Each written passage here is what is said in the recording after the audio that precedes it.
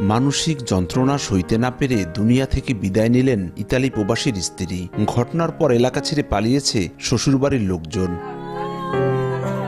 পরিবার ও স্থানীয়রা জানায়, বছরখানেক আগে মাদারীপুর সদর উপজেলার কুনিয়া ইউনিয়নের ভরুয়াপাড়া গ্রামের ইতালি প্রবাসী জহিরুল হাওলাদারের সঙ্গে বিয়ে হয় রাজৈর উপজেলার কিসমদ্দি বাজিতপুর গ্রামের সুমাইয়া আক্তারের। বিয়ের পর স্ত্রীকে ইতালি নিয়ে যাওয়ার কথা থাকলেও এতে বাধা দেয় জহিরুলের পরিবার। এ নিয়ে শুরু হয় পারিবারিক কলহ।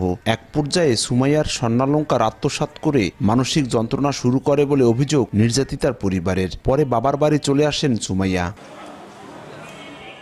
মঙ্গলবার রাতে স্বামীর সঙ্গে মোবাইল ফোনে আবারও ঝগড়া হয় সুমাইয়ার। পরে ফ্যানের সঙ্গে ওড়না পেঁচিয়ে আত্মহত্যা করেন ওই গৃহবধূ। পরে নিহতের লাশ উদ্ধার করে ময়নাতদন্তের জন্য মাদারীপুর 250 শয্যা জেলা হাসপাতালের মর্গে পাঠায় পুলিশ।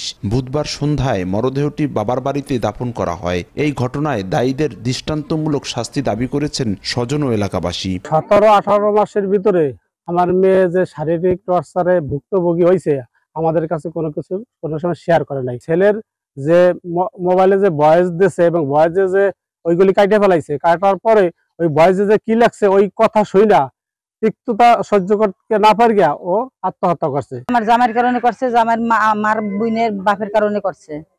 তারা টর্চার করছে, জামাই টর্চার করছে ফ্যামিলির কারণে। আর মা অনেক জ্বালাইছে আমার বোনরে, আমার কাছে কিছু কিছু বলছে, কিন্তু আমার বাপ মারে কখনো আমি বলি নাই। আমি এই সংসারে থাকবো না, আমার অনেক জ্বালা যন্ত্রণা করে, হয় আমারে ছাড়াই নাও, নাইলে আমি কিন্তু গলায় জড়িয়ে দিব, এরকম 8-10 বার বলছে। কিন্তু তারপরে আমরা আবার মীমাংসা কইরা করে দিয়ে আসছি। কিন্তু আসলে আজকে আমিও নিজে অনুতপ্ত হয়ে গেছি, আসলে সেদিনকে মেয়েটা কি বললো আর আজকে সেই কাজটাই হইলো। তো এইটা আমরা তদন্ত সরকারে আমরা এটার বিচার চাই। পুলিশ বলছে, এ ব্যাপারে নিহতের পরিবারকে সব ধরনের আইনি সহায়তা দেয়া হবে। ভিকটিমের পরিবার কেউ যদি আইনগত সহায়তা চায় তাহলে আমরা অবশ্যই আইনগত সহায়তা দেব। সেই ক্ষেত্রে তারা মামলা করতে পারে, মামলা করলে আমরা তদন্ত করে ব্যবস্থা নেব। সুমাইয়ার সঙ্গে ঘটে যাওয়া পারিবারিক সমস্যা নিয়ে একাধিকবার সালিশ বৈঠক হলেও সমাধান করতে পারেননি স্থানীয় মাতবররা।